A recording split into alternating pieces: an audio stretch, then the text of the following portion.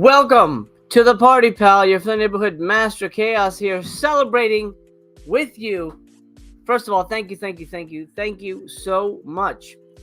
In record time, not even, I think within less than a month's time, I have reached the goal, surpassed what I've set myself up to do, moving from one channel to the other in hopes of getting this new channel monetized.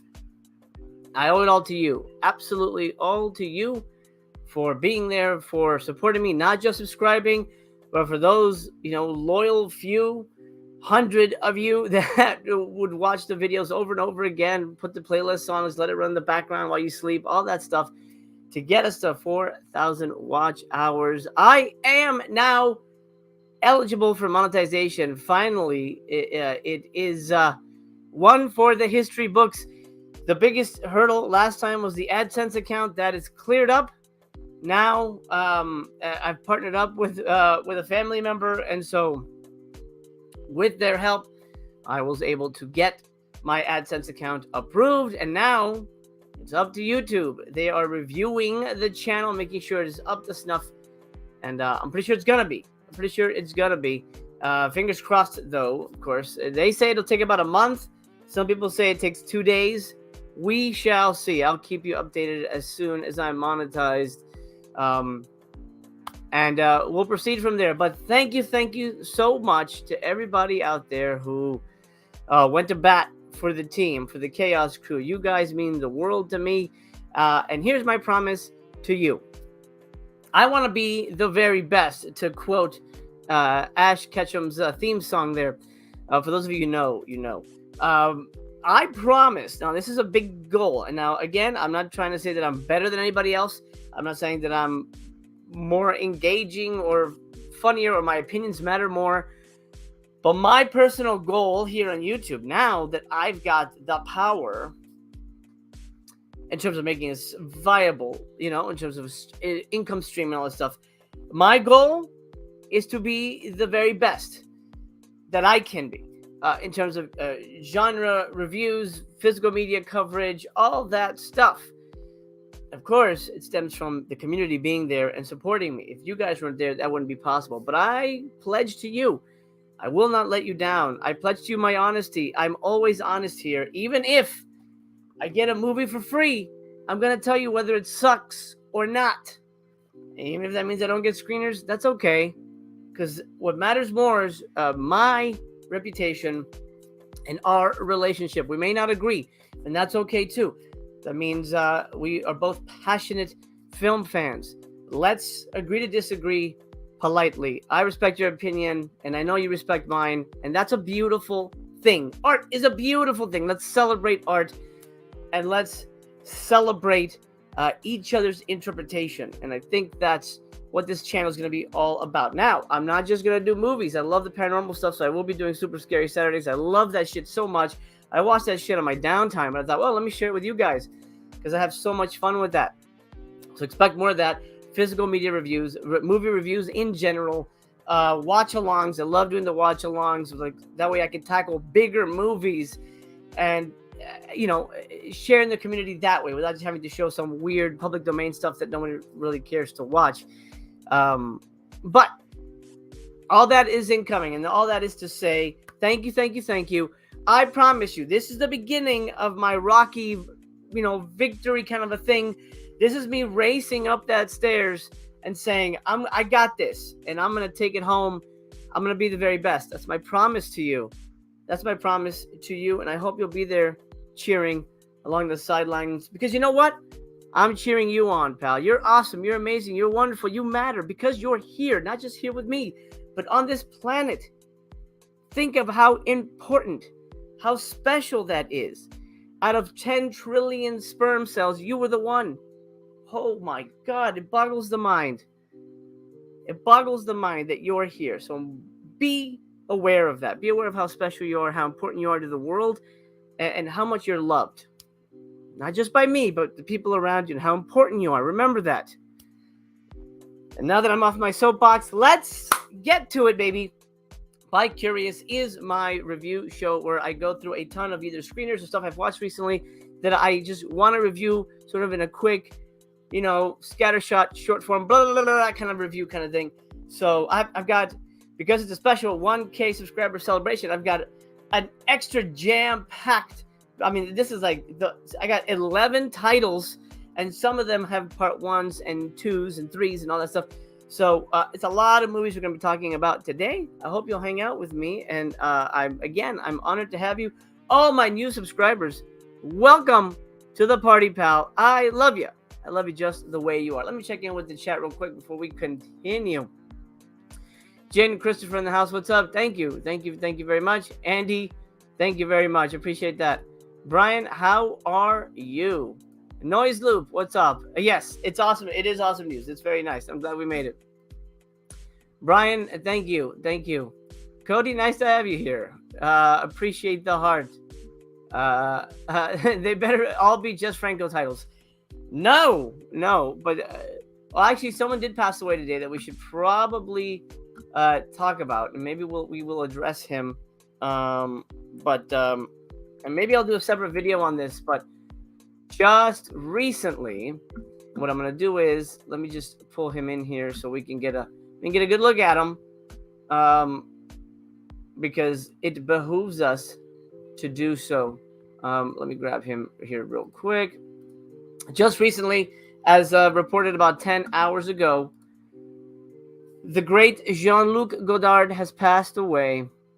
The man responsible for a lot of very strange cinema, but a lot of really beautiful expressions of the art form, has left us. I'm not sure how old he was. Oh, he was 91. Just fact check that. At the age of 91. Wow. Well, rest in peace, Jean-Luc. Thank you so much for everything you've brought to cinema. And I hope he rests in peace. People like him are never really gone. He's going to live forever. And maybe just maybe I might buy Breathless today, finally, as a farewell and a thank you. Rest in peace, Jean-Luc Godard. Say what you will. I think his movies, they're not amazing, and some of them are kind of hard to watch, but he loved movies very much, and that's amazing. SPT, hail to the king. Hey, buddy, how are you? You know what? That reminds me. I forgot to throw up let me find it here. Opening credits. Hail to the king, baby. Hello, motherfucker. Hello, mother effers. I love that. I was like a little kid who said that. I thought that was fucking hilarious. By the way, thank you, patrons. I love you even more than I love everyone else here on YouTube, because you guys support.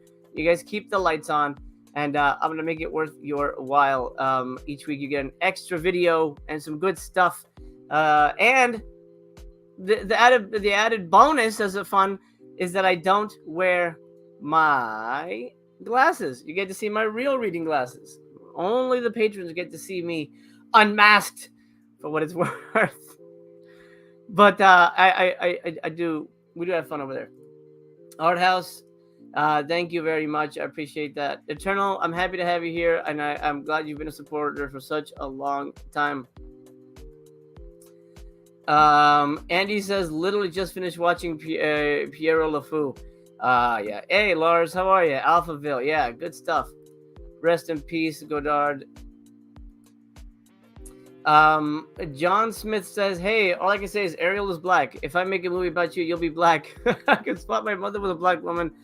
Well, we're not going to go down that road, but it is a weird choice. It is a weird choice for the Ariel. Weird choice. Anyway, let's get to it. We got a stack of movies, and the good news is most of them are really, really good. Let me get this going here. Let me hide all these little things that are in the way so I can focus on the notes. I have a lot of notes here. That's something I promise too. I'm gonna take notes. I'm not just gonna. I usually just shoot from the hip, but I think it's more fun and more of a benefit to you if I provide actual notes than just like, hey, it was good. Get it?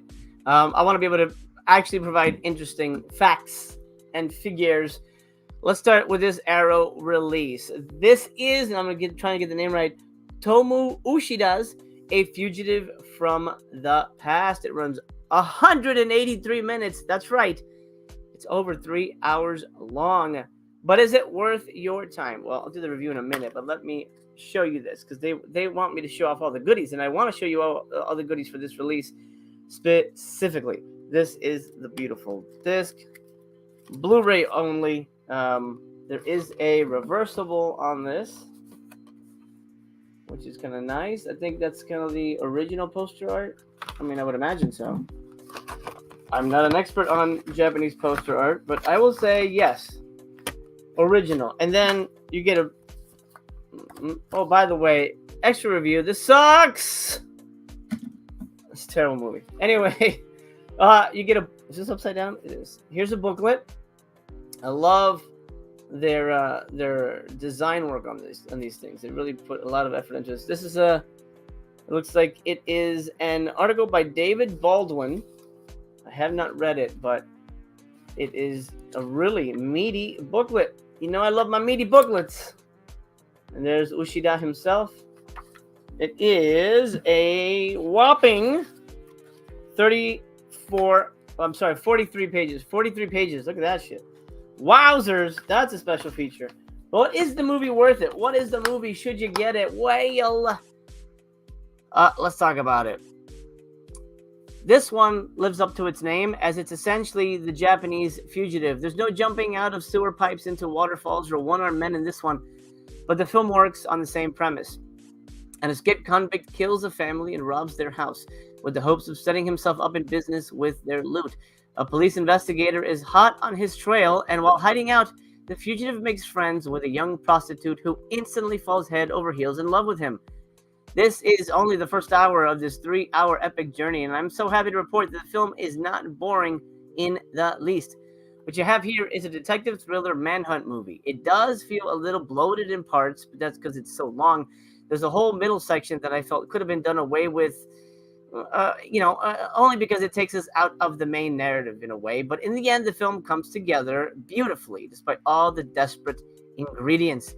This is a gorgeous black and white film with a cracking script that always kept me engaged, with what subtle and wonderful performances across the board. Fugitive from the Past is a 3-hour movie, but don't let that scare you because the film is worth the time invested. Now, here's the thing. I'm a sucker for Japanese films. I'm a sucker for black and white Japanese films. I kind of like all of them. I don't really have any issues with them. There's something about them that just works. And I feel maybe back in the day, past life, I was a samurai. At least that's what I tell myself. I feel connected to that culture. Here, I mean, I kind of instantly knew I was going to like this, but I didn't know what to expect. You have essentially a detective thriller manhunt movie encased in a post-war milieu, and there's just so much going on. And while I think the story sort of takes a side tangent towards the end, and I think that's but trying to think the middle, but I don't want to give anything away. And I think it loses a star for that because I felt like, well, I don't know why we had to spend so much time with this person. Overall, I loved it. 4 stars. A Fugitive from the Past from Arrow. Fan-fucking-tastic. Not going to be for everybody. It is and we're going to be talking about long Japanese black and white movies more later on. But if you like Japanese cinema, if you like black and white, beautiful photography in this, and if you like The Fugitive, I think you're really going to dig the shit out of this movie. It's a pretty solid film overall. Arthouse says, this one looked so cool. I'm really interested in getting it. I think you will like it.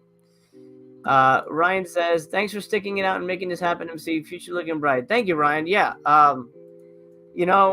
Absolutely. No joke there. It could have gone either way, to be honest, with working on YouTube. Not always easy. Okay, let's jump into... I have an order here. Let me sure I get my order. Okay, we'll do it. I haven't opened it yet, but I have seen it before, and I have a review for it, so I'll open it here. Let me do this. Boom! The Chaos pen. My spear's here somewhere, but I don't want to pull it out and cut myself. I'm not that desperate for use. Okay, Attack of the 50-Foot Cam Girl. This was sent to me by MVD. I had seen this already on Full Moon Streaming. I actually know the writer. I know the guy who wrote this. I love him. I think he's great. He's probably going to be a guest on here eventually. He's a really nice guy. Attack of the 50-Foot Cam Girl, directed by Jim Wynorski. Holy what? Nothing in here except the disc. Now look, Jim Wynorski makes some good-ass titty movies. Let's be honest. But is this a good-ass titty movie? Well, let's talk about it. Cam Girl is kind of a letdown for me. This little movie had some really great dialogue, but honestly, the poor acting really killed any of the satire here. There is some great nudity in this, so that certainly helps the viewer along. But let me take a side tangent here. Jim Wynorski recently made a movie, which I'm not talking about today, technically, but I'll throw in a freebie review. It's called Bigfoot or Bust. It's on Tubi if you want to watch it. It's about the entire cast is like MILFs with giant breasts, monster breasts, and they're hunting Bigfoot. It's a stupid Bigfoot costume, and they're in like California, like the wilds of California. Jim Wynorski, zero nudity. What the fuck is that? Why would Jim Wynorski make a movie with a stacked cast only to it's just cleavage?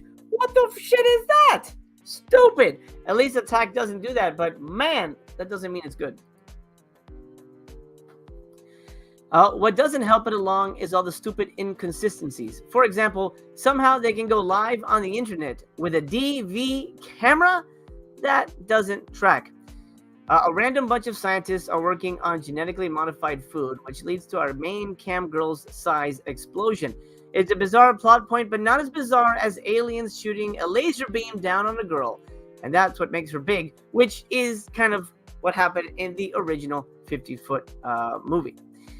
Now, it is a Wynorski film, so you get some skin and some semblance of a plot. I just wish there was more of all of it. It's not even a feature because it runs only an hour long, and most of that is crammed with cheeseball comedy that, in my opinion, is not funny at all. This is not a knock on the script, which I feel is trying to do something unique. All the failures belong to the inexperienced cast. Yikes! This one's real dumb. You can see, if you're looking for boobies, seek elsewhere, friends. Nah. Brian, I like cleavage too, but that's like saying, hey, this is a porn movie with only negative people but no penetration. It's weird. It's very weird. Go watch it. Bigfoot or Bust. You might enjoy it. You might enjoy it. I thought it was the stupidest fucking movie ever made. As a matter of fact, that one gets 1 star. This one gets 2. I'm gonna go with 2 because again, I know the writer, so maybe I'm a little biased, but I did think that the writing was good. The lines are fun. I just felt the people delivering the lines were not so fun. So, Attack of the Cam Girl, 2 stars. This is going straight to TC's house because he could use a little nudity in his life. Who couldn't? Exploitation. Thank you so much. I appreciate you hanging out, my dude. Okay, next is another one I actually have not watched, but I'll read you the back only because time was not permitting, and the person on my staff, Chaos staff, who would really enjoy this, does not live with me. So I'm actually going to send this to TC as well. He is my rock guy and musician guy, all that stuff guy. So I'm going to send him this, and he's going to give you his thoughts on it. So no star rating, but I will show it off because MVD sent this to me. So I want to be able to at least display it for you guys so you see what we got here. This is Randy Rhoads' Reflections of a Guitar Icon. 40 years, the legacy continues. I'm not familiar with Randy Rhoads. I had no idea who he was, to be honest, until I read this. Inside the life and tragic death of Ozzy Osbourne and Quiet Riot's legendary guitarist. There you go. The inside is like so. Here is the back. I'm going to read you what it says here and some of the special features. But TC will drop a review as soon as he gets it. I'll be sending it to him hopefully, actually, no, not this. Whenever my Vinegar Syndrome shipment comes, because I have to, I owe them some stuff from last month. Anyway, well, what is this about? Okay, in the 70s, Randy Rhoads' guitar riffs reshaped rock and roll and raised the stakes for guitarists everywhere. As the lead guitarist for Quiet Riot and Ozzy Osbourne, Randy made a name for himself at a very young age. You can still hear his hair-raising guitar solos on the albums Blizzard of Oz and Diary of a Madman. Tragically, Randy died at the young age of 25 in a plane crash. Known as the James Dean of rock and roll, he left this world too soon, but his soul and music live on forever. Special features include additional interviews with Quiet Riot bandmates and additional interviews with Quiet Riot's photographer, as well as exclusive music clips from Quiet Riot and vintage footage of Randy and Quiet Riot. Well, Randy, rest in peace. That's incredibly tragic. 25. Plane crash. How crazy is that? Man, musicians should never get in planes. That's amazing. Anyway, so this is available if you're interested in Randy Rhoads. Go check this out. You can find it at your local retailer or online, I'm sure. Incoming review from T.A.C. JJ Gems. What's up, my man? Oh, look at that. Oh, wow. Look at all those happy people celebrating. I love it. Thank you. I appreciate that very much. You're getting me misty-eyed a little bit. Also, my eyes kind of itchy too, so there's that. Okie dokie, let's move on. Randy Rhoads, rest in peace. Jean-Luc Godard, rest in peace. Let's talk karate punching. Now, I've already reviewed this movie when MVD put it out, or MVD Rewind, I think it was, put it out. This is the 88 films. Let me see, it's a little glary because it's got a nice sheen to it. You can tell it's kind of shiny. Look at this shiny, shiny. Beautiful slip box. This is the 88 films U.S. release of Drive. It is a 4K, which is nice. Does it need a 4K? You know my stance on 4K, so no. But it's a good movie. If you don't have it, absolutely do recommend it. Let me show you what this brings. This is excellent. You get a nice little, it's sturdier than normal. Not like a regular kind of paper sleeve. It's a nice little sturdy box. Not Vinegar Syndrome sturdy, but then nothing really is. As far as I know, and I honestly can't find my MVD Rewind copy. It's here actually, it might be behind me, but I don't want to look for it right now. I'm pretty sure the special features are the same, although this is an 88 films release, so maybe, they always like this one a little extra. 88 films is, by the way, can we just talk about something real quick? 88 films blew Vinegar Syndrome out of the water. Boom! Blew them out of the water. Why? Why, you ask? Well, I'll tell you. They have the uncut version of Iceman Cometh. Vinegar Syndrome does not. So Vinegar Syndrome, the people who are like, oh yeah, we support whatever, they don't even have the full version of this movie. They have a cut version of Iceman Cometh. I know it's pissing a lot of people off. Some people are saying, I'm going to buy both, which is nuts. I mean, I haven't seen the movie. Maybe it's good, but I ain't going to buy that shit twice, even if I love it.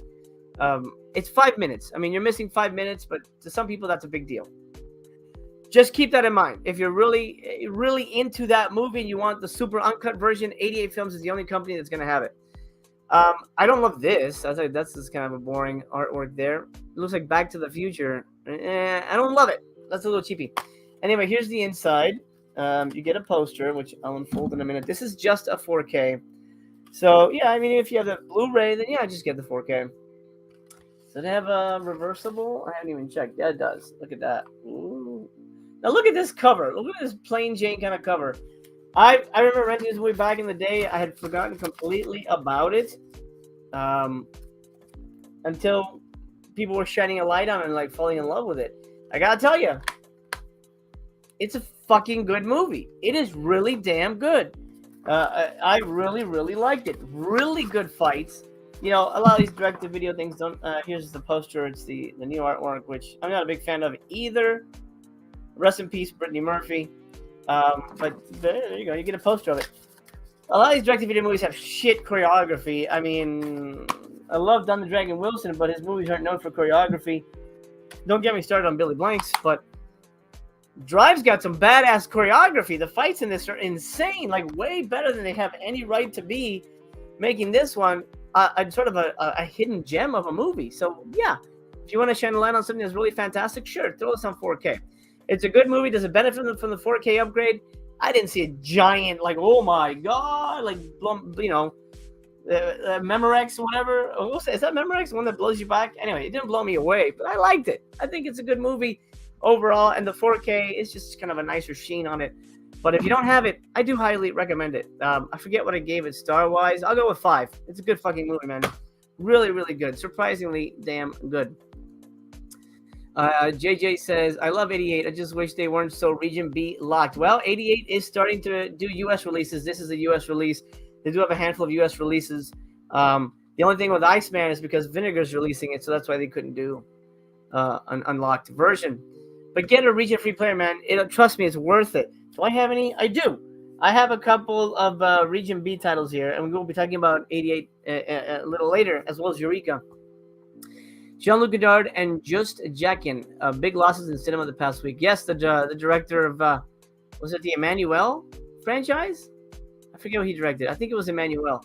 Yeah, he passed away as well. I mean, now's the time, Severin, to announce that Emmanuel box set. If you got it, I don't know. Now I don't know if they have it. I don't know if they have it, to be honest. At this point, it's hard to tell if they really have it or if they're just sort of, you know, delaying it for reasons. I don't know. Reasons. But absolutely, Drive. I'm going to go 5 stars. Really great. Super fun movie.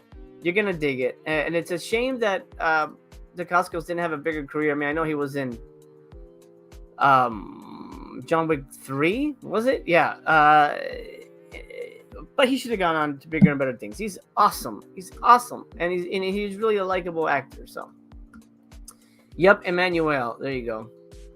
Art House says 88's release of Writing Wrongs is more stacked than VS as well. Oh man. Oh, there you go. Ooh.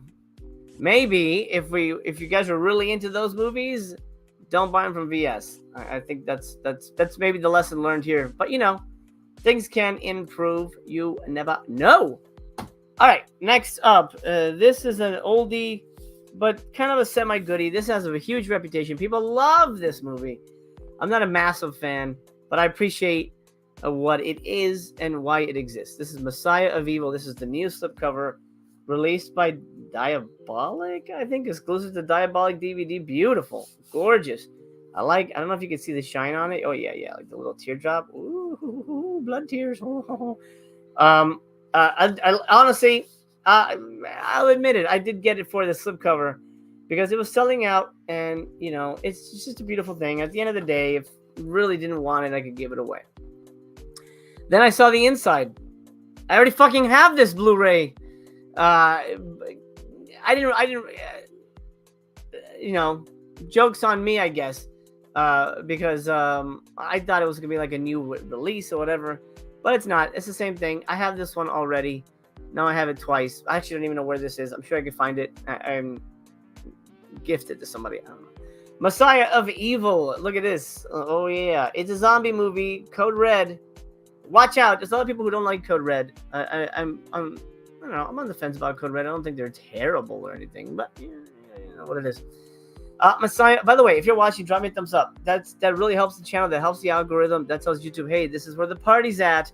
I'm not joking down below when I say if you get us to 100, because that is the point when YouTube starts to pay attention to content, especially live streams, because they know, hey, this channel's hopping and popping. We should make sure to run ads on them, because you know that more ads supports the channel, which means more content from me. It's you know, circle of life. Anyway, Messiah of Evil. Let's talk about it. This is the famous Ralph's grocery store scene. I shop at Ralph's actually pretty much all the time. I do love me some Ralph's. Messiah of Evil runs 90 minutes. This colorful and unique movie offers up an interesting take on zombies with some great and creepy set pieces that include the grocery store and the movie theater, among a few others.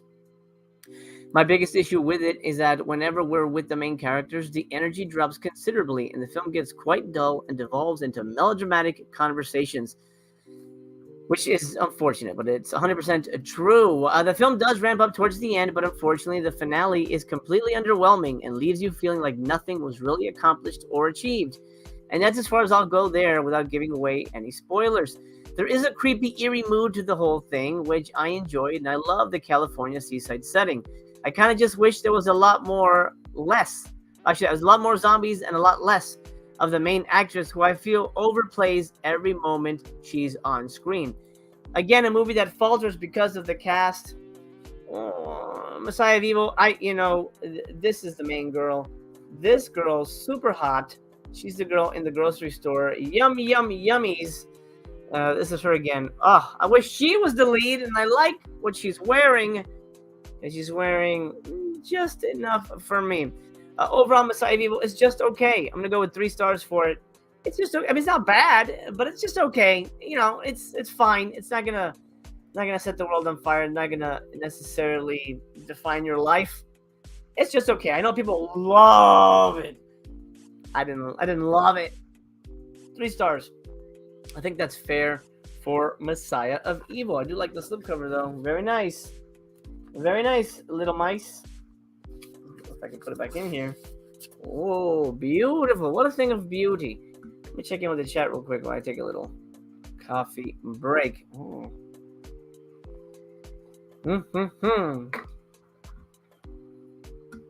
JJ Gem says, I just saw they had the slipcover only for sale. Ah, son of a dick. Hey, Thelma, thank you for hitting the thumbs up. Brian says, Code Red does have some good releases. They do. Night Watch, my brother, congrats. Thank you, buddy. I appreciate it, and I'll see you soon. Night Watch is going to be... By the way, go check out his channel. His channel's amazing. He just crossed 4,000. This motherfucker is blowing up. Good job, Night Watch. I love you, man.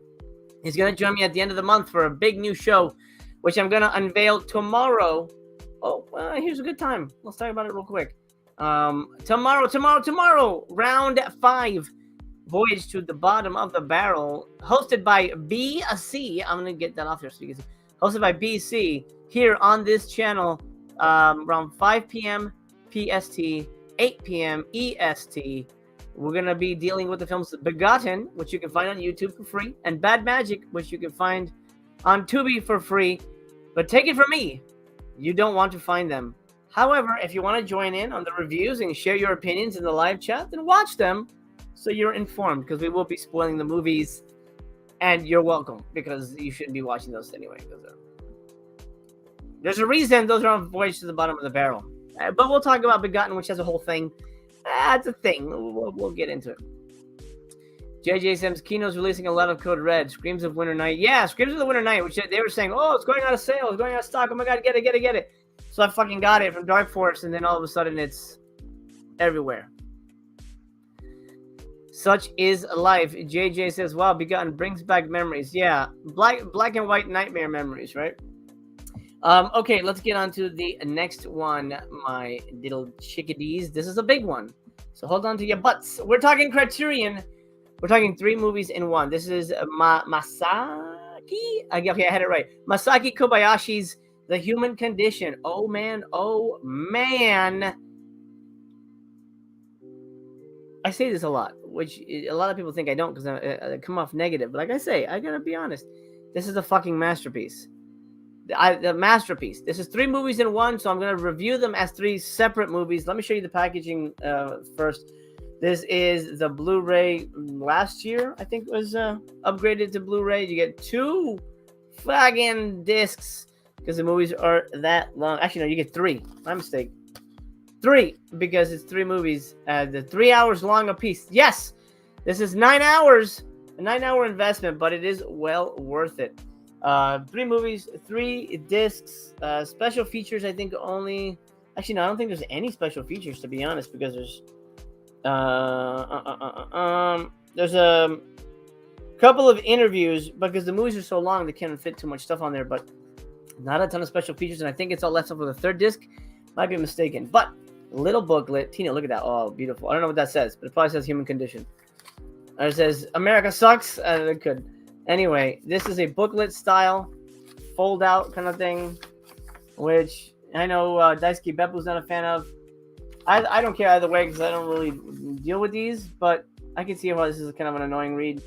If you're, sitting on the throne, wanting to expand your mind with some movie knowledge, It's harder to read these and just like, flip through a little book. Oh, there goes another log. Anyway, little fold out there.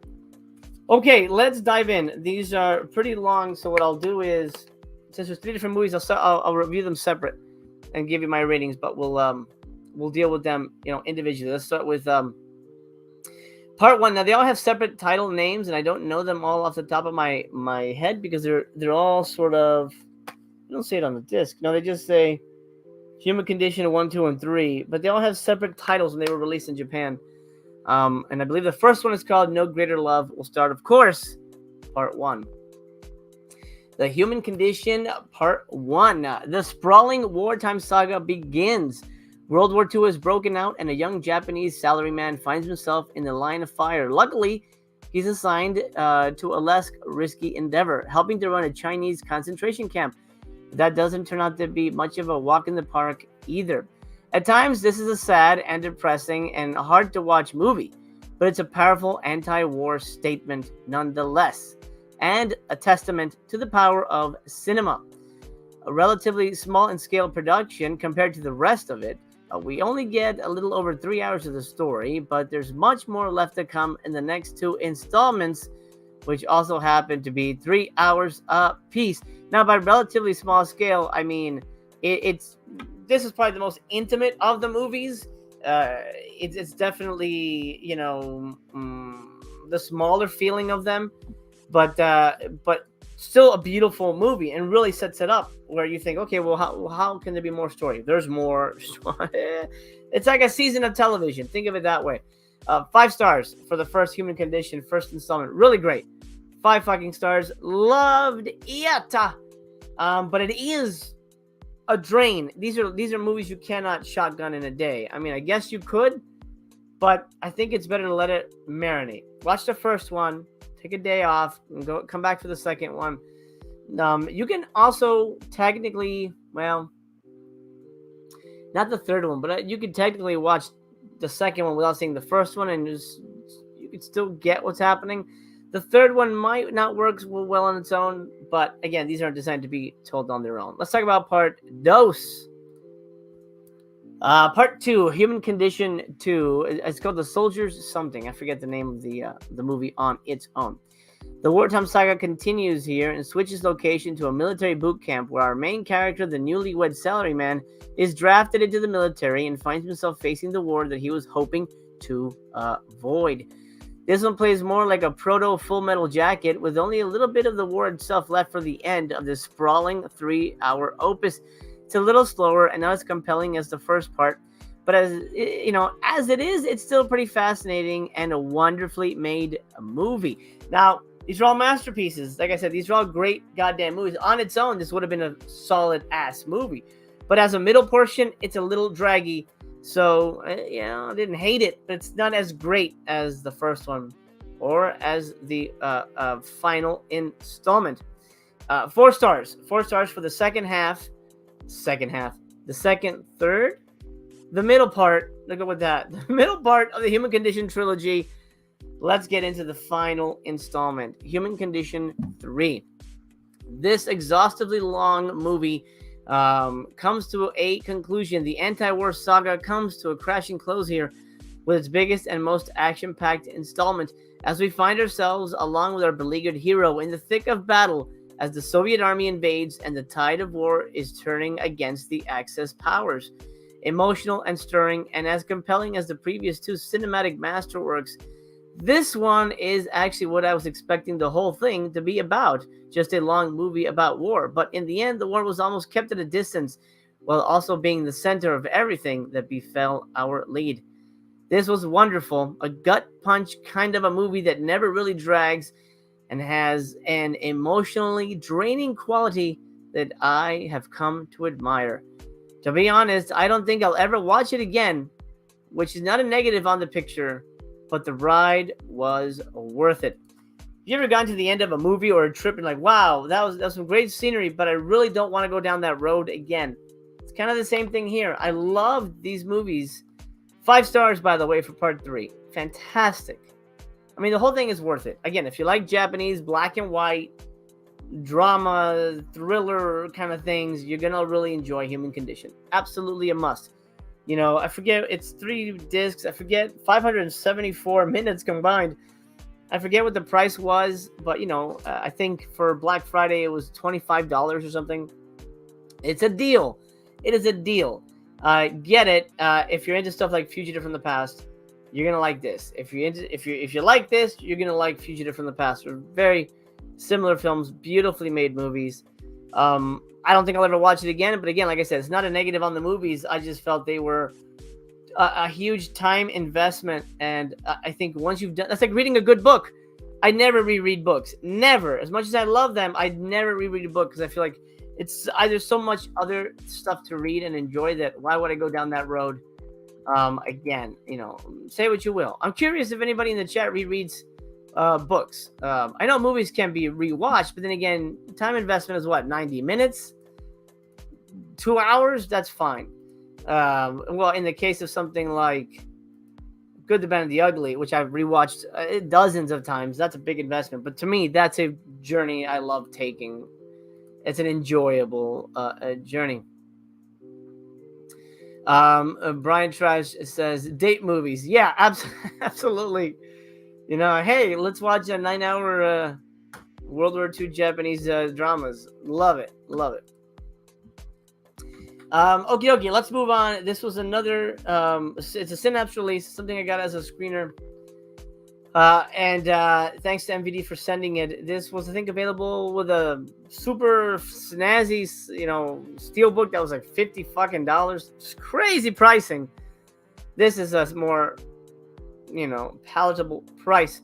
And I want to say it's in the 20s, something like that. Regular Amaray case is all you need. Maybe a slipcover, but whatever, not a big deal. Massacre at Central High. This is a movie I discovered a while back here in LA. They showed it at the New Beverly Cinema, and I'd never heard of it. Blew me away.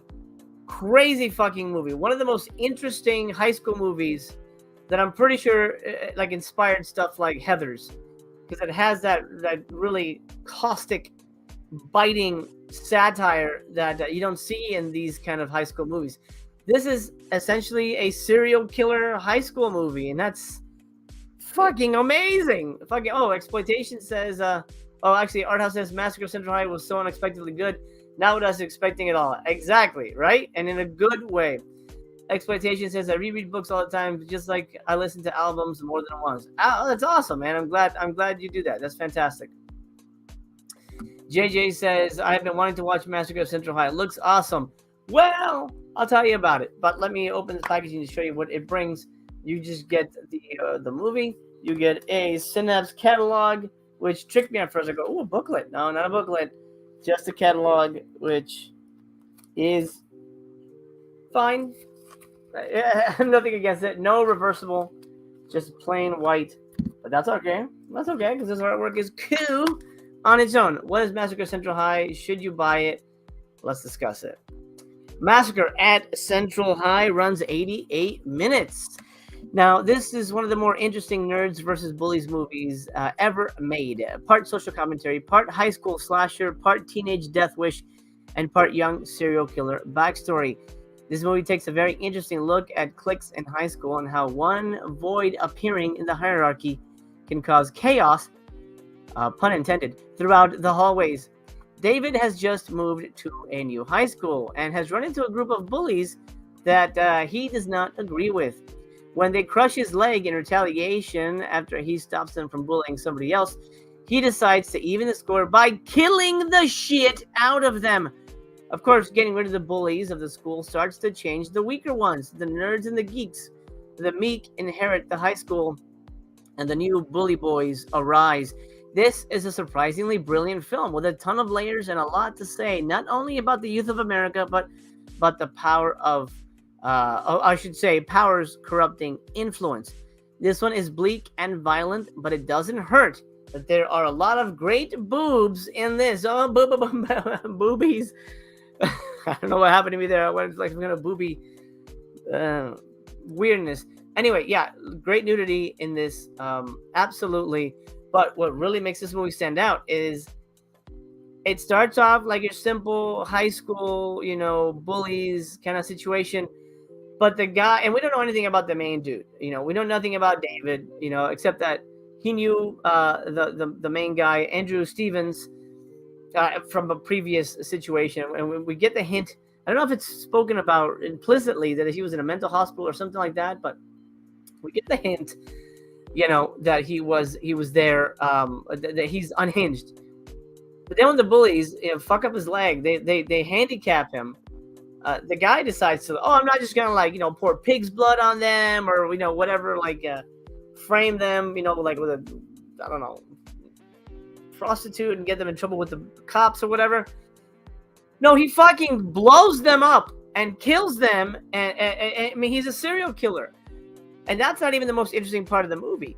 Him taking out those assholes makes the nerdy guys. Robert Carradine, right? Yeah, Robert Carradine's in this. Robert Carradine is in this way before Revenge of the Nerds, and here he has a fucking threesome in this movie. Robert Carradine has a threesome in this movie.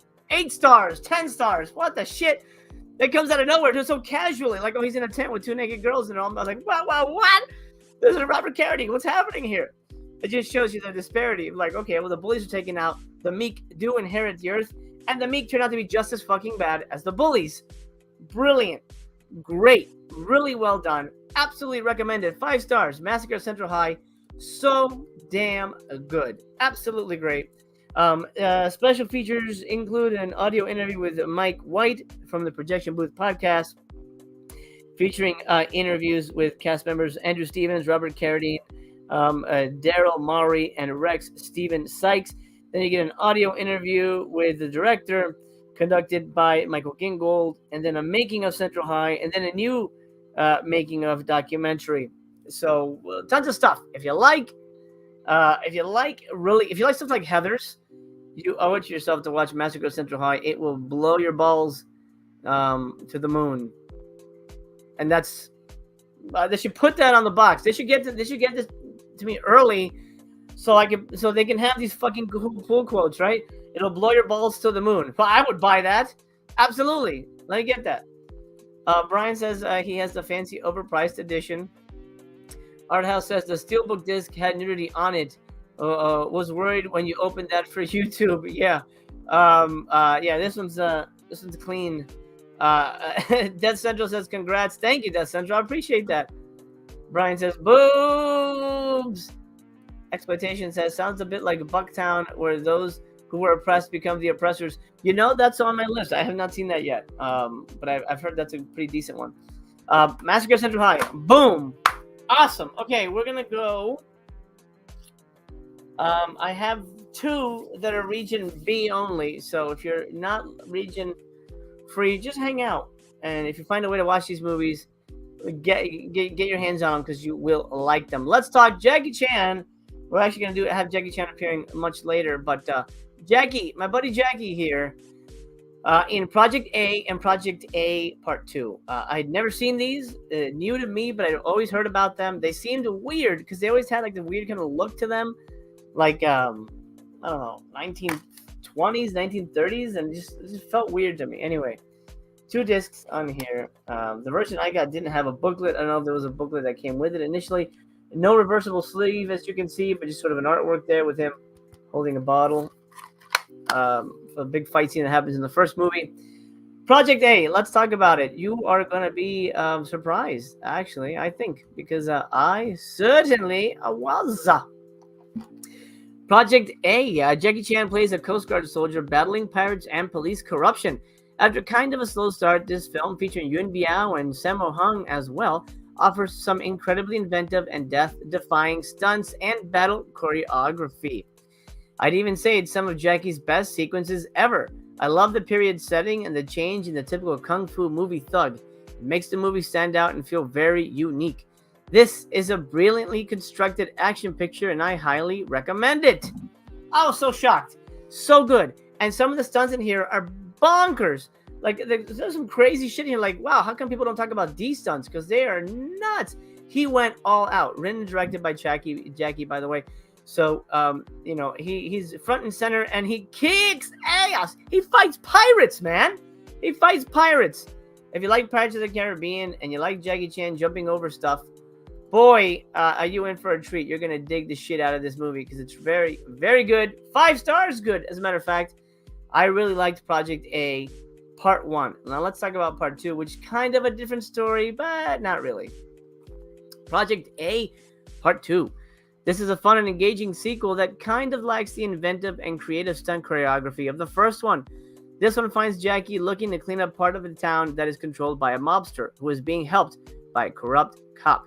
It's not a boring movie, and there's some great fights, but it lacks the wow factor of the first one, and it's not as epic either. I thought it was very good, but it felt a little more standard than the original. Not necessarily standard in a bad way, just not as jaw-dropping. 4 stars for Part 2.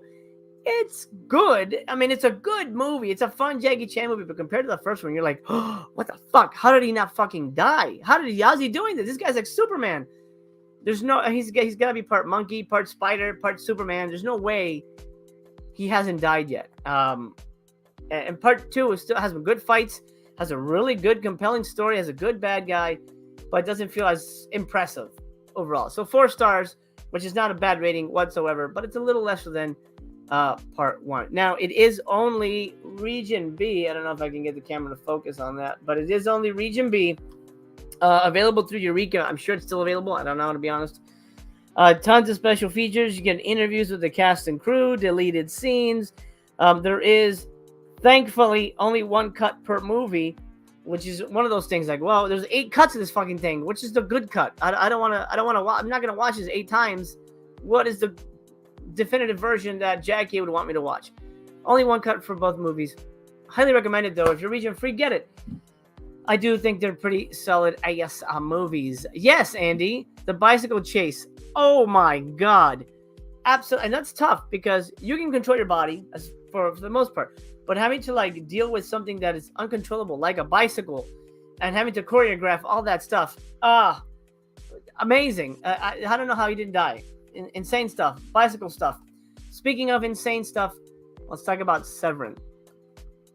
You know what? Speaking of Severin, where are your announcements for the next couple months? Did they do September already? I lost count because their schedule is weird. But I think we're due for a Severin announcement. At least maybe a Black Friday hint?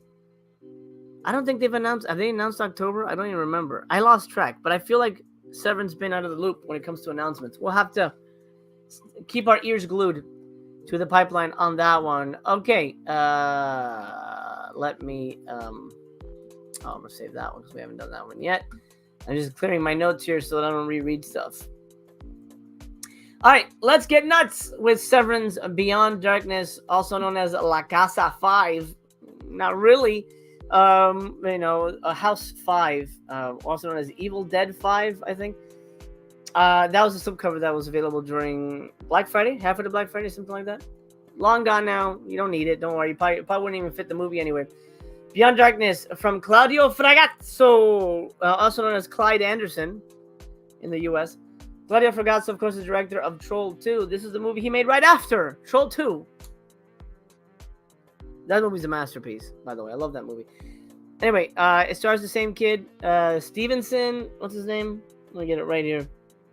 Michael Stevenson. The little kid from that Troll 2. If you liked him, and who didn't? He is here. He is in it to win it in this movie. Let's talk about Beyond Darkness, because a lot of people have asked if it's good, and well, I don't know. To be honest, I don't know. Beyond Darkness. This is basically an Italian ripoff of Poltergeist and The Exorcist from the director of Troll 2, and starring the kid from Troll 2. So what does that tell you? It's not as overly ridiculous as that movie is, though, but it's still incredibly derivative and goofy. Overall, it was a fun little spook house of a movie, but there's nothing groundbreaking about it. So, don't expect the goofiness of Troll 2, and don't expect any epic Italian nonsense either. It's just okay. It didn't blow me away. I don't really have much to say about the movie. It's just kind of like, all right. I'm used to it. Just crazy Italian shit that Seven found, in the gutter. Hey, no one's talking about this. Let's spend a lot of money on this. It's okay. 3 stars. Beyond Darkness. I think you could do worse. I think if you're really into like Italian trash cinema, you will love it. You will eat this shit up. It's a fun, goofy movie. I mean, there's kids screaming. There's like a demon ghost woman that's very unclear what's happening. There's super Exorcist ripoff vibes, big Poltergeist ripoff vibes. If you like Italian derivative cinema from the gutter, again, they should reach out to me for these reviews. What a hell of a pull quote right there. If you like Italian ripoff cinema from the gutter, this is the movie for you. 3 stars. Master Chaos. Special features include an interview with Claudio Fragatso, who I think they have on speed dial, and also an interview with Rossella Drudi, who they also have on speed dial. I think they're married. And then an interview with actor David Brandon, and then a soundtrack. Yes, awesome. Where is it? I get to listen to the music of this movie, which is it's okay. And then you get a booklet here, which is just kind of like the track listings, and what else? And then just a discussion on the soundtrack itself. That's all the tracks. There's really not that many tracks for that movie. There's going to be more tracks on that. Beyond Darkness. I'm curious if anybody in the chat has this, if they liked it or what. Just okay for me. 3 stars. Beyond Darkness. Did not blow me away in any way. Brian says, is it better than Troll 2? No. I'll say Troll 2 is way better. I say Troll 2 is a way more entertaining movie, way more rewatchable. Cycle, hello to you. Jammin' Man, thank you for joining us, and thank you for the congrats. JJ said, trailer looked bonkers. I was sold. Yeah, it's pretty bonkers. Pretty bonkers-ass movie. And that could be a good thing. That could be a good thing. And if that's your thing, then, you could do worse. Absolutely could do worse. And I liked Paganini horror, which a lot of people didn't. Okay, let's talk about the man, the myth, the legend, the one, the only, Jackie Chan once again. This is another 88 Films release. I don't know, the glare sucks because it's blue on blue, so it's hard to read normally. But anyway, that says 88 Films. Trust me. This is Region B only. I'm trying to collect all the Jackie titles that get released, in one form or another. JJ says my bar is set low. Understandable. I mean, as a genre fan, you kind of have to. I get it. Comes with a slipcover. I don't know if it's still available. I don't know what the status is of it. I didn't get a chance to get to it because I lost the remote from my Region Free player. Recently found it, so I've been catching up. I'm on my Region B shit. Half a Love of Kung Fu. Look at it. This is a hairpiece, by the way. This is not. I thought this was a kind of weird fucking snake monster. It's somebody's wig that he's whipping around there. Weird artwork, but Kung Fu Bob is the man. There's the back. I'm gonna show you the inside is really snaz. You get a ton of stuff here. That's what I like about 88 Films releases. Even though you don't need it, they'll give it to you anyway. Show you all this kind of crazy stuff here. Reversible with the original artwork, which is sucky. A naked Jackie Chan? Why do I need that? Why would I need that? We'll talk about the movie in a minute, but let me show you the extras booklet. Oh, look at this booklet. Jackie Chan saying, I'm gonna fist you, bitch. That's what he's saying right there. Some writing, some pictures. Look at the lovely pictures of him kicking and punching. And it's showing you his armpit. Hey, look at this. And it is, we'll go to the last page of words because a lot of it is just like, and there's a weird opening credits where he's like pretending to be Zatoichi and a whole bunch of other people. Very strange. 22-page booklet. Look at this little fucking silly guy. Where's the camera? See this little silly jumping guy? Interesting. Okay, you get a booklet and a poster.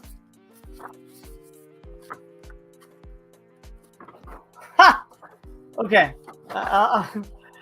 You get the artwork, which, they always kind of do this, which is nice. You can have kind of a collection of these. But if you want the original Naked Jackie artwork, there it is. What the hell? Why does he have that face? What? He's never... I don't even remember him being naked in the movie. I don't think that ever happens in the movie. I don't remember that. Sometimes they all run together, but I'm pretty sure he's not naked in the movie. That's a weird choice. Anyway. Oh, Jamin says he recently purchased Eyes on Fire. I was curious to seeing an FG review. I hope you like it. I hope you like it. I think that's a really great movie. Really, really great. But is this a really great movie? Well, let's talk about it. How long is this movie? I didn't even put the time yet. Only one cut, which is nice. I'm very happy about that. Let's talk about it. Half-Loaf of Kung Fu runs 96 minutes. This one's pretty loosey-goosey story-wise, and in my opinion, it's for the worse. But beyond the ragged, all-over-the-place story, the film is quite fun, for the most part. It definitely feels like more of a comedy than an action movie, with a ton of little mini-skits, for lack of a better word, that lean on the humor. There's an overarching plot featuring Jackie Chan's knockabout character. He's sort of a know-nothing guy, and all he does is kind of become a bodyguard of sorts, but it all feels kind of convoluted while at the same time devoid of any clear plotting, which means I can't really tell you what it's about because I had major trouble following it. It didn't help that they introduced a new character in almost every scene. Now, Jackie is amazing as always, and I think it's funny that he always likes to play the idiot who doesn't know martial arts, especially in his early Hong Kong films. He doesn't really do anything out of the ordinary stunt-wise in this one, and nothing that will blow you away, but he's such a magnetic screen presence that it doesn't really matter. I wish the movie itself were a lot better, but as it is, it's just okay, and just for a few of the fights, to be honest. The final fight is so boring because it seems to go on forever, so it was hard to be invested. That's the problem with some of these movies, that their final battles seem like fucking 40 hours long, and while it's not as stagey as some of the Shaw Brothers stuff, they're like, huh, huh, ha, ha, hit, for like 6 hours. I mean, Jackie's definitely more fluid, and, there's a little more like balletness to it, if that's a word. That's not a word, but I made it up right now. It still was a little boring for me, a little draggy, and not a real standout movie. So 3 stars. And I know I've talked to a Wet Movie about this. If I remember correctly, he's not a huge fan of Half a Loaf either. 3 stars. It's just okay. It's just okay. It's fine. And if you want to have the Jackies, get it for that reason. But it's not gonna. Again, it's not gonna blow your balls to the moon, which is my patented review of pretty much everything that I like. That's Half a Loaf of Kung Fu, Half a Loaf of Kung Fu. Lots of movies. I'm talking about a lot of movies. Hey, if you're bi-curious, this is the place to be. Region B only. And again, a ton of special features. Although not as many as you would imagine, but you get audio commentaries and things like that. All right, last but certainly not least is a movie that is so... I mean, we talk about some bonkers-ass movies. This is the craziest thing we're going to talk about today. Unfortunately, and I debated whether to talk about this at all because of this fact. It's out of print. You can't find this anymore. But there is talk, I think, of a standard release coming down the line. So once that happens, I'm going to ask you to grab it because you're not going to regret it. When we talk about Category 3, we talk about really crazy cinema, crazy Japanese cinema, really out there stuff, Ebola syndrome, things like that. Hey, look who's here. The man, the myth, the legend, Man v Film. Hello, my friend. I hope you are well, buddy. I see you. This guy, go. If you don't know Man v Film, go check out his channel. This guy, I stopped going daily, but this guy, every time I check YouTube, he's got a new video up. So, dude, kudos to you for the perseverance, man. You're almost at 10K, man. Congrats. Amazing. I love this guy. Graham in the house as well. Nanette, how are you? It looks like I missed most of your live stream. That's okay. You know what? You can always rewind and start at the beginning, Nanette. I hope you're well. I think you were in the hospital last time we talked. I hope you're well. Hope you are healing up. Thank you, Manvy Film. I appreciate that. Yeah, 1K again. Yeah. But looks like it's moving in the right direction. It looks like this one's gonna be monetized. So fingers crossed. YouTube is reviewing it. We'll see what happens, man. We gotta do a show, man. You know what? Email me, Graham. We gotta figure out a way. I don't mind doing a late one, and you do an early one. We'll figure out. We gotta do a show, man. We have to talk. It's. I know we did a collab in the past. Let's do it again, but let's do it live. I think that'd be more fun for people. I'd love to chat with you. Let's talk about the craziest goddamn movie I've seen in the longest time. The Seventh Curse. This is the beautiful package from 88 Films, right? We'll put this out. 88 Films. The beautiful people at 88 Films. There was a belief at one point that Vinegar was going to release Seventh Curse. I guess it's still a possibility. I don't know, but I mean, I'm happy with like a pig and shit with this version. And from what we've seen, this is probably going to be better than if Vinegar Syndrome put it out. Holy goddamn. What a crazy movie. Crazy. Look at the artwork. It's so awesome. You got the beautiful Maggie Chung. Oh my God. Wow. Exquisite. From the heavens. Maggie Chung. I love it. Nanette is feeling better. I'm so glad. And look, Graham's going to get back to me, guys. So stay tuned. Me and Graham are going to hang. It's going to be amazing. We're going to make it happen. And he says, Seventh Curse is jaw-dropping. Absolutely. Before we talk about the movie, let me show you the packaging because that's part of the fun. First, you get a nice hard case, Vinegar Syndrome style. Then, well, that has some boobies on it. Let me take a minute to share this with you. There's some excellent nudity in this movie. Excelente! 5 stars on the nudity. Okay, poster. Which I think is bigger than most of the normal posters. Look at it. The original artwork sucks, I think. This is... Why the hell would you put a film strip like that on a movie poster that wasn't about, like, filmmaking? Actually, I have a poster for a movie I made that has a film strip on it, but it's a documentary about a movie, so it makes sense. But this, that's a little weird. I like how they spotlight my dude here. He's barely in the movie, to be honest, so don't go for him, unfortunately. But it's okay. There's enough going on that you're going to love it. This is the new artwork, which I love. The cute Maggie Chung there. He's our real lead. I don't remember his name, but we'll talk about that in a minute. Yeah, Chow Yun-fat is not in the movie for a good deal of the time, so it's not a Chow Yun-fat movie. Just keep that in mind. I'm going to do this. Hey, YouTube, look, I've censored it. Make sure that that's really censored. This is the lovely lady in question. She is sort of our main character in a way. I don't want to give too much away. I got to flip through this book. I don't trust this book. Okay, so pictures. And it's a thick, I mean, look how thick this is. Look at that. Let me see. Hold on. It's almost as thick as an Amray. See that? Kind of. I don't know if you can tell, but it's almost as thick as an Amray case. Obviously, it's almost your own little like novella about this movie. Make sure there's no nudity. Lots of pictures, lots of writing, and I'm sure it's more than one person contributing. But I'm gonna double check that for you right quick. Love it. This is actually on my list to read, and I don't normally read the book list because I don't have time. But I was so curious about this movie's production that YouTube didn't see that, right? I'm gonna keep it down. I was so curious about this movie's production that I really need to read this book. You get looks like 3 articles, 2 by Matthew Edwards, and 1 by Andrew Graves. What a name, Mr. Graves. That's gotta be a James Bond. It's gotta be a James Bond character. Come on, how has there not been a Mr. Graves? Yeah. They have to for the new one. There has to be a bad guy named Graves. Gustav Graves. There you go. Yeah, take it. Broccoli family. It's all yours. How long is this? Nobody report me for that nudity. God damn it. Okay, 73 pages. Holy nuts.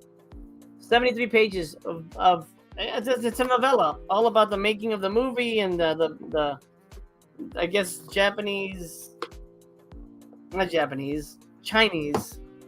horror craziness. Let's talk about the movie itself. This is the Amray case. I don't think there's nudity hiding in here. Oh, there is.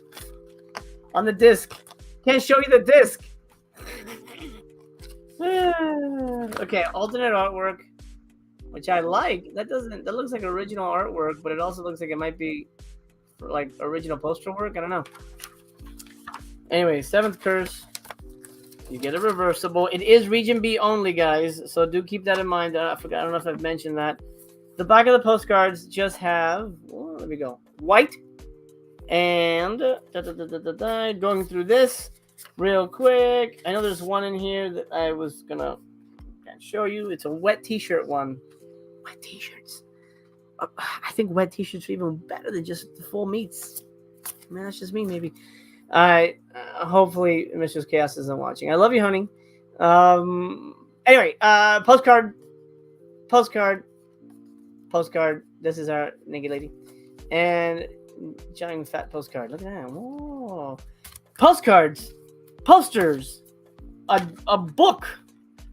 This is a hell of a release for this crazy ass movie, which I actually have not even told you about yet. The Psycho says Asian nudity, great. By the way, what microphone are you using? This is Blue Snowball. It's a white one, a white ball. Blue Snowball. Let me know if I'm coming through okay, sound wise. By the way. Okie dokie, artichoke. Let's talk. Seventh Curse, the craziest movie you've never seen yet. Seventh Curse is phenomenal, and there's two versions on here. There's an 80-minute and an 83-minute version, but I would honestly recommend the 80-minute version because the 83-minute version just adds this weird opening sequence with the author at a dinner party, and it's very strange. So I would go with the 80-minute version. A flying baby demon snake, a skeleton zombie that turns into a flying xenomorph, a girl saves a man with boob blood. A guy has pudding poured on his head, and it makes his skin melt, and worms pour out of his guts. This film goes so hard. Highly recommend this super fun and gory Indiana Jones meets witchcraft meets John Woo style action picture meets Hong Kong kick fest. You've seen stuff like it before, but not all of it combined into one jaw-dropping movie. Practical effects up the wazoo. Nudity, a bonkers storyline, monsters, guts, monsters eating guts, crazy flying shit, and Maggie Cheung looking cute with a gun. It's a fucking no-brainer. 5 stars. 5 fucking stars. You've heard the rumors. The rumors are true. Seventh Curse is an absolute masterpiece. Absolute masterpiece. God damn it. I mean, it's just so good. I was so blown away by this movie. You have to get it. You absolutely have to get it. And that's it. That's it. That is everything for Bi Curious this round. The most epic Bi Curious. Can I show the front? Yeah. The most epic Bi Curious yet. Why is this sticking out? Oh, I got the poster stuck in it. That's a negative. Okay, hold on 1 second. The poster got stuck in the booklet somehow. How many of you people put your posters up? I'm curious. What is the goddamn poster? There's just so much wall space, even if you like a movie. I always have trouble with that. I almost never put up a poster up. I haven't in a long time. Oh, by the way, we're wrapping up. I have maybe another 15 minutes. We could do an AMA, Ask Me Anything kind of a thing, and I'll talk about maybe some upcoming ideas. But as far as Bi Curious, we done. JJ sold. Look, seriously, this is my biggest recommendation of the entire video. Seventh Curse, get it. So it's full of fantasy madness. Absolutely full of fantasy madness. So crazy. Lone Wolf, what's up? One of my favorite Hong Kong horror movies of all time. Absolutely so insane. Cycle, they're really selling the nudity. They really, really are. Lone Wolf says, I have that 88 film set and the VHS for Seventh Curse. Epic movie. Absolutely. Yeah, that's a good one. It's Big Trouble in Little China. Yes, it does have that feel. It's very much a Big Trouble in Little China kind of vibe, but with titties and fetus monsters. Insane. A Man v Film. I saw a smart guy who bought a large A3 binder and stored all his posters in that. Oh, well, that's kind of interesting. Well, that's kind of interesting. Yeah, that might be a thing. Anyway, the most epic Bi Curious yet to celebrate 1K subscribers. Thank you all very much. Look at this. So, biggest warning. I mean, Honestly, they're all kind of whatever. None of them are really super hated, to be honest. But you can watch this on Tubi or Full Moon Streaming. You don't need to own this, to be honest. That would be my only nah. But I kind of dug everything. I think the lowest anything got was 3. Kind of dug everything, which is great. I'm happy to report. I liked all these things. Then that says I haven't bought very many movies that had a poster with them. Oh, well, that's good, because then you haven't bought many boutique titles, because most of those have them. But Nanette says, but if I like the movie, I'll put the poster for it. They came with one. Yeah, absolutely. You know what I might do? I don't know if I can do that. I don't know if I'm allowed to do that. Can I add it? If I can, I don't know if I can do this. You know what I'll do just for you guys as a thank you. My new movie, The Headless Horseman, is gonna be out. In a month. We're wrapping it up in literally 10 days. I haven't seen any effects yet. Oh god. Oh my god. I did not realize it was that short. Oh fuck. I don't even know how that's possible. Anyway, Harry Manfredini, the great Harry Manfredini. I've had him on the show. Actually, it was to celebrate. I think it was to celebrate 2K or something. I forget what it was for. No, to celebrate 2 years on YouTube. I had him on the show. He's doing my music. I'm going to share with you a music cue from the great Harry Manfredini. File's too large. I can't share. Let me try another one. Hopefully. Oh, looks like I can. I'm going to share with you a music track from my new movie, as sort of a thank you.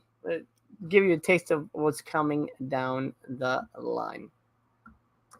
Death Brother wants to know, Seventh Curse dubbed or subbed? I want to say it's both. English subtitles and English and Cantonese dubs. Yeah. So yeah, you can get both of that. Let me.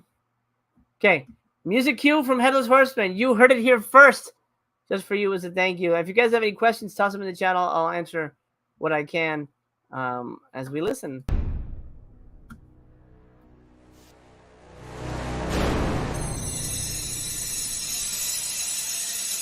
Oh, you know, it's on this shit right here. I love taiko drums. I said, put in some taiko, because I like that. Out of context, I know, but it's nice to hear it. It sounds so good. I really, it's really good. Oh.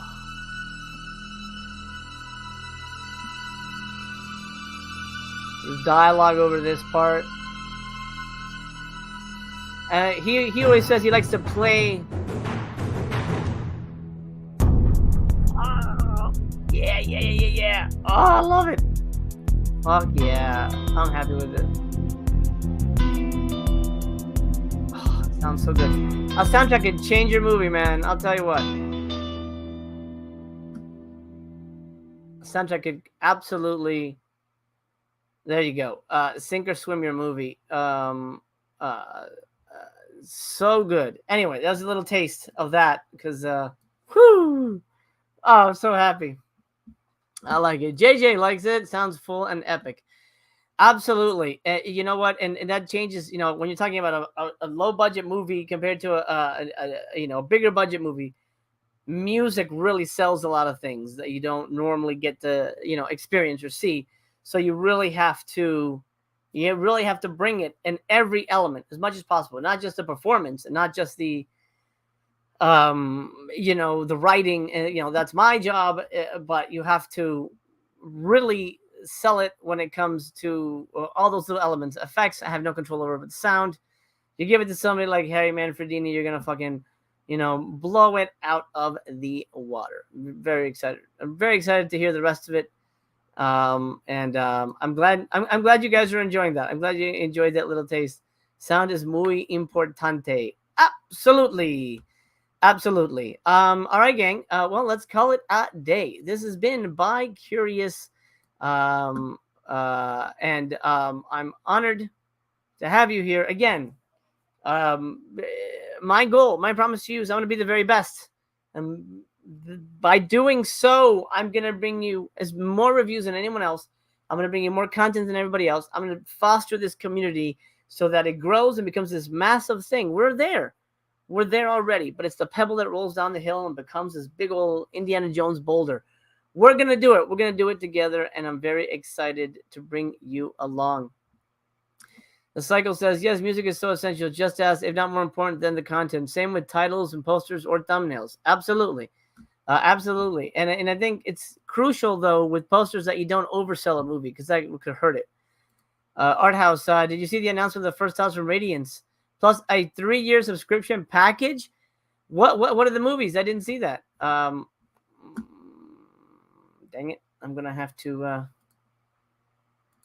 look into that. Is that on Twitter? Possibly. I know I'm subscribed to Radiance's thing. 3 years? Well, they need that money. How much is that going to be? Well, let's look into it. Radiance Films. You know what I'm going to do? Okay. You know what? Let's share screen. Let's do this real quick. Window. 1875 for the package. Wow. The Yakuza one looks cool. Death says, got some creepy 80s vibes from the music. Digging big time. Yeah, we're going for very 80s, kind of 90s. I mean, the movie feels like a 90s movie. But yeah, the movie, you know, I had a lot of influences. Michael Mann, things like that. Okay. Are these locked, though? Region B titles? In which case, that's less interesting to me. Wow. Okay. We've got She Dies Tomorrow. I don't know it. A Woman Kills. Sounds good. These are all limited, by the way. Miami Blues. Oh, that's definitely going to be locked because there's a Miami Blues from MVD. And then Filler Up with Super. None of these look interesting to me at all. The Sunday Woman. Big Time Gambling Boss. And no. Oh, okay. It's not that Red Sun. I thought it was the Western Red Sun. That would be that's a no, it's not that. Fuck, man. The Red Sun would be 100%. I would spend $200 on that. That's such a good movie. The spaghetti Western one.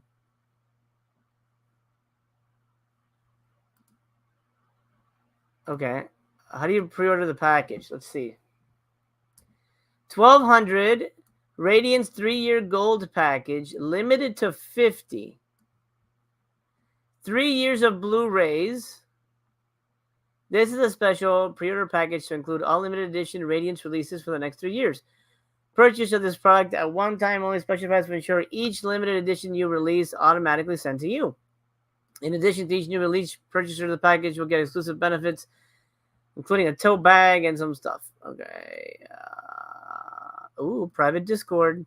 Is anybody on that? I'm curious about doing a Discord chat, but I don't know if anybody does that. Let's see. Cycle says, I can't make custom thumbnails on YouTube yet because you need to verify your account with a phone number, and you can only verify 2 accounts per year with 1 phone number, and I need to wait. Oh, man. Really? You can really? Because you can do custom thumbnails. You go to canva.com. And you can just put it in there. You should be okay. You should be able to do that. I was able to do that on this without being verified. That's interesting. I'm sure there's things just like a whole monetization issue. First product ships early 2023. So it starts in 2023. A Filler Up, 4-man, deliver luxury station wagon. Okay, but it's region locked, right? It's got to be B. Does anybody know? We anticipate releasing 1 to 2 releases a month in year 1, 2 to 3 a month in year 2, 3 or more in year 3. But wait, so are these all coming out in the first month? Oh, that's interesting. I think Disconnected does a Discord. Yeah, I love Discord. Love Discord. I don't even know what the shit it is, but apparently people like it. I might do that. Is that just like a chat group? I don't know what that is. I'm old. Do you plan on releasing box sets? Yes, we have some box sets. What region codes will these be? The majority will be region A. Hey, now that's a bingo. That's good. Will the Discord only be 50 people? We will be offered as part of our UK Gold package to 50 people. Does this include shipping costs? Yes, one-time cost. Will this package include everything you release? No. We plan on having other non-Radiance branded packages, select merchandise, and other things that won't be included. Additionally, any Radiance product is created with multiple variants. We will choose one to be included. But throughout the period, there will be exclusive product merchandise that will be included. Now that's interesting.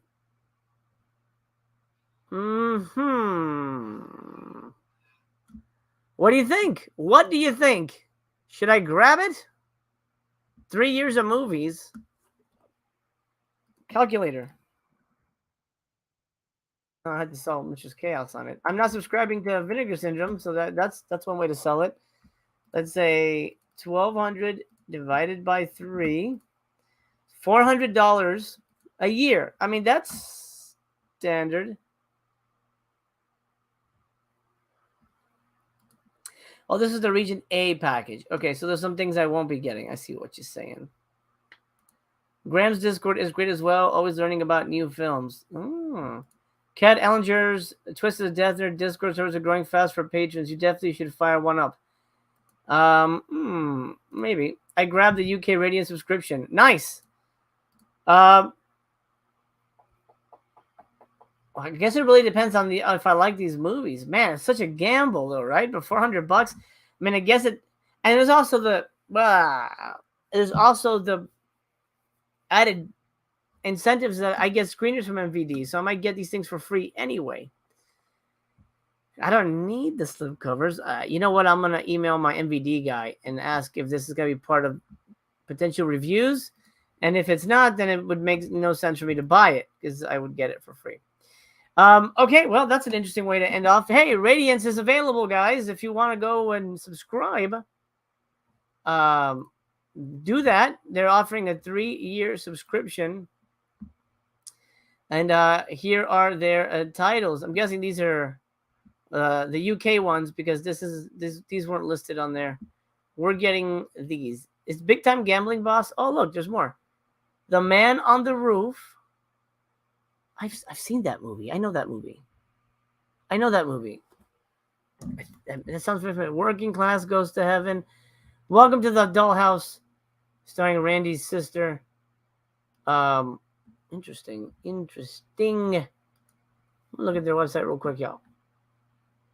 Big Time Gambling Boss sounds real good. Region B, though. That's really the only one I was sort of interested in. The January release bundle will look like this. Working Class Goes to Heaven and Big Time Gambling Boss with some exclusive postcards. These are Region B. Sold out. Jeez. Hey, look at that. This one says Region B, but they have, this is specifically the A's. We get Red Sun. Oh, we do get Big Time Gambling Boss. Okay, well, that's good. I do like that one. That does sound like a good one. Oh, wow. Tomisaburo Wakayama. Hell yeah, man. He's Lone Wolf. That's intriguing. I'm going to email my guy right now. FOMO at work live. Absolutely. Hey, Fat, what's up? Yeah, catch it in the reruns. All right, let's leave it here. To be continued. Will I get it? You'll find out soon enough. I will let you guys know. Interesting. Not sold out yet. $400 is not a bad investment for. And at the end of the day, I could probably sell it. You know what I mean? If I don't want it, and they're limited, seems like a no-brainer. All right, my dudes and dudettes, I will see you tomorrow for Begotten and Bad Magic, hosted here by my buddy, my brother, BC. We're going to be joined by Popping the Popcorn. Katie, she'll be here as a special guest. 7 reviewers sharing their thoughts. And then, of course, OGP is Last Man Standing. He'll tell us what his movies are. And then the final episode, season 1 anyway, will be over on his channel sometime next 2 weeks or so. All right, my dudes and dudettes, thank you so much. Leave me a thumbs up on your way out the door. I love you. I love you very much. Again, thank you. I promise you, I want to be the very best. I hope you'll stick around and join me on my fight for, well, so not to put too fine a point on it, YouTube supremacy. Yeah. Y'all ready for this?